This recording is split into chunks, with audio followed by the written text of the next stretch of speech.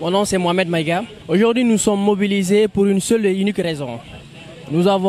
Ces derniers temps nous avons remarqué qu'il y a des pressions étrangères sur le Mali parce que le peuple malien a décidé de prendre en main son destin et malheureusement c'est en train de se tourner comme quelque chose de tabou.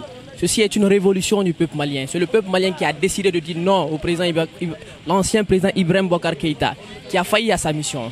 Aujourd'hui, nous voyons malheureusement la CEDEAO se comporter de façon irrationnelle, dans la mesure où la CEDEAO se comporte comme une institution policière.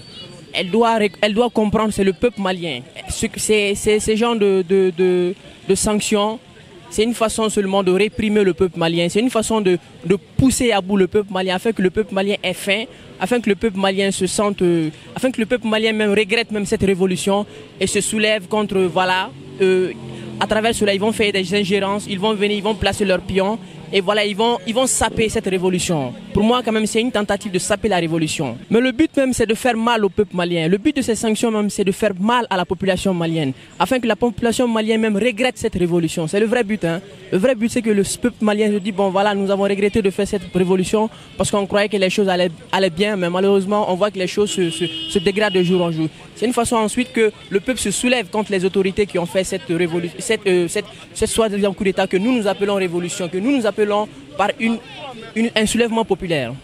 D'abord, nous avons ciblé quelques ambassades, particulièrement des ambassades des pays qui s'opposent au peuple malien, à savoir la Côte d'Ivoire, la Guinée également. Donc nous allons aller à ces ambassades-là, histoire de montrer à ces gens-là également que le peuple malien ne dort plus. L'heure de la soumission est révolue. Le peuple malien n'est plus dans cette logique où nous devons rester et que les autres doivent faire à notre place. Nous sommes dans une impasse et il faut trouver la solution. La solution, ce n'est pas les sanctions. La solution c'est le consensus, c'est un dialogue consensus. Un dialogue dans lequel tout le peuple malien se retrouve. Et il ne s'agit pas de dire 1 année, 2 ans, 3 ans, ce n'est pas ça le problème. Ce n'est pas ça ce que les Maliens veulent. Le Malien veut un temps.